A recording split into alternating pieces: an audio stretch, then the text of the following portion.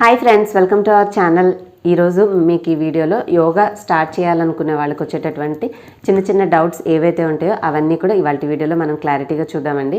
మామూలుగా ఏంటంటే మనం ఉదయం చేస్తే బెటరా, సాయంత్రం చేయాలా, లేదంటే భోజనానికి ముందు తర్వాత అయితే ఎంతసేపు తర్వాత చేయాలి, ఇటువంటి చాలా డౌట్స్ అనేవి వస్తూ ఉంటాయి.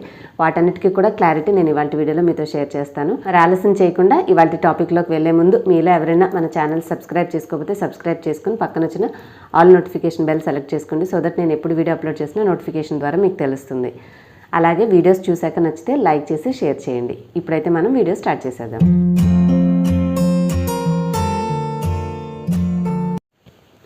నార్మల్గా యోగా స్టార్ట్ చేయాలని అనుకునేటప్పుడు రెగ్యులర్గా ఎక్సర్సైజెస్ చేసేవాళ్ళైతే డైరెక్ట్గా యోగాసనాలు స్టార్ట్ చేసినా మనకి ఇబ్బంది ఏమి ఉండదండి. ఎందుకంటే వాళ్ళు రెగ్యులర్గా ఏవో ఒక ఎక్సర్సైజెస్ చేస్తూనే ఉంటారు కాబట్టి బాడీ ఫ్లెక్సిబిలిటీగా ఉంటుంది. అలాగే కండరాలు కూడా వాళ్ళకి ఫ్లెక్సిబుల్గా ఉంటాయి కాబట్టి ఏ ఆసనాలు చేసినా ఇబ్బంది ఉండదు. కాకపోతే మీరు ఇప్పుడే కొత్తగా యోగా స్టార్ట్ చేస్తున్న వాళ్ళైతే మనము నార్మల్గా రెగ్యులర్గా ఏ పనులు చేస్తామో ఆ పనులను బట్టి, అంటే ఎక్కువ కూర్చుని ఉద్యోగం చేసే వాళ్ళైతే కొంచెం కాలి కండరాలు గట్టిగా బిగిసి ఉండడము, అలాగే ఎక్కువగా చేతులు ఎక్కువ వర్క్ చేస్తున్నప్పుడు ఇక్కడ చేతి కండరాలు, అట్లా డిఫరెంట్ బాడీ పార్ట్స్లో మన రెగ్యులర్ రొటీన్ బట్టి కండరాలు కొంచెం గట్టిగా బిగిసిపోయినట్టుగా అనిపిస్తూ ఉంటాయి అదే పొజిషన్లో ఎక్కువసేపు ఉంచడం వల్ల.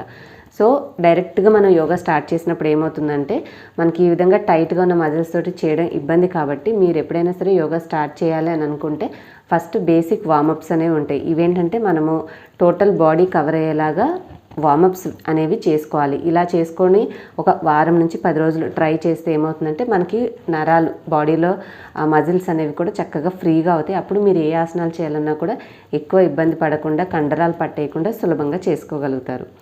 మరి యోగా ఏ టైంలో చేస్తే బాగుంటుంది అంటే ఆన్సర్ అయితే బెస్ట్ ఆన్సర్ మనకి మార్నింగ్ టైం అయితేనే బెస్ట్ అండి. మనం అన్నం తినేసి నైట్ అంతా పడుకుని లేచిన తర్వాత కడుపు ఎంటీగా ఉంటుంది కాబట్టి ఎటువంటి బ్లోటింగ్స్ అంటే త్రేన్పులు అట్లా ఇబ్బంది పడకుండా చక్కగా ఫ్రీగా ఉదయం టైంలో అయితే చేసుకోగలుగుతాం.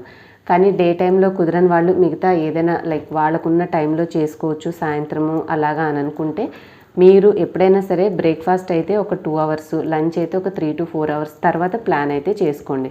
సో దట్ మీరు తీసుకున్న ఆహారం అనేది పూర్తిగా అరిగిపోయి ఉంటుంది కాబట్టి ఆ తర్వాత మీరు ఆసనాలు అనేవి చేసినా కూడా మీకు ఎక్కువ ఇబ్బంది అయితే అనిపించదు. బ్రేక్ఫాస్ట్కి అయితే ఒక 2 అవర్స్ గ్యాప్ ఇచ్చి మీరు ఎప్పుడైతే బ్రేక్ఫాస్ట్ చేశారో ఆ 2 అవర్స్ తర్వాత మీరు యోగా అయితే ట్రై చేసుకోవచ్చు.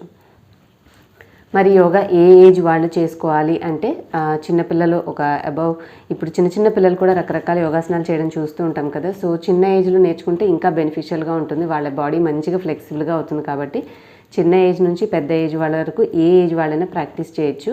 కాకపోతే మనము కొంచెం వయసును బట్టి ఒక్కొక్కరికి కొన్ని రకాల సమస్యలు, లేడీస్ అయితే కొన్ని రకాల ఆపరేషన్స్ లేదంటే ఏదైనా వాళ్ళు ట్రీట్మెంట్స్ తీసుకుని ఉండడము, జెంట్స్కి అయితే కొన్ని రకాల హెల్త్ ఇష్యూస్ అట్లా ఉంటూ ఉంటాయి. కాబట్టి మీరు చేయాలి అని అనుకునే ముందు ఒకసారి డాక్టర్ని కన్సల్ట్ అయ్యి మీకున్న హెల్త్ ప్రాబ్లమ్స్ డిస్కస్ చేసి మీరు ఏవి చేయొచ్చు, ఎటువంటి పొజిషన్స్ చేయకూడదు తెలుసుకొని దానిని బట్టి మీరు ఎవరి దగ్గర అయితే నేర్చుకోవడానికి వెళ్తున్నారో వాళ్ళకు మీకున్న సమస్య చెప్తే దానికి తగినటువంటి ఆసనాలు కాకుండా మిగిలినవి సేఫ్గా మీరు చేయగలిగేవి నేర్పిస్తారు. సో అవి ప్రాక్టీస్ చేయడం ద్వారా మీరు చక్కగా ఆరోగ్యంగా ఉండొచ్చు, బాడీని ఫ్లెక్సిబుల్గా ఉంచుకోవచ్చు. లైక్ హార్ట్ ప్రాబ్లమ్స్ ఉన్నవాళ్ళు కొన్ని ఎక్కువ ప్రెషర్ పెట్టేలాంటి, అంటే వాళ్ళకి ఎక్కువగా హార్ట్ మీద ప్రెషర్ పడేలాంటి ఆసనాలు చేయకుండా వాళ్ళు కేర్ తీసుకుంటారు. కాబట్టి ఏ ఏజ్ వాళ్ళైనా సరే ఒక్కసారి మీరు డాక్టర్ని కన్సల్ట్ చేసి మీకు ఏమైనా హెల్త్ ఇష్యూస్ ఉంటే కనుక్కొని ఎలాంటివి, ఎటువంటి అంటే ఆ ప్రాబ్లంకి ఏ విధంగా ఒత్తిడి పడకుండా ఉండేవి చూసుకోవాలి, జాగ్రత్తలు అనేవి తెలుసుకున్నాక మీరు వీటిని గురువు దగ్గర, అంటే మీరు ఎక్కడ జాయిన్ అవుతారో వాళ్ళకి చెప్పి చక్కగా మీరు ప్రాక్టీస్ అయితే చేసుకోవచ్చు. ఎటువంటి హెల్త్ ఇష్యూస్ లేకుండా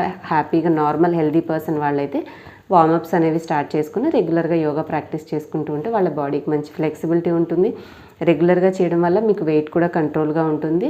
మనకి యోగా చేయడం వల్ల ఎక్స్టర్నల్గానే కాకుండా ఇంటర్నల్ ఆర్గాన్స్కి కూడా ఎక్సర్సైజ్ అవ్వడం వల్ల హెల్తీగా ఉండగలుగుతాం.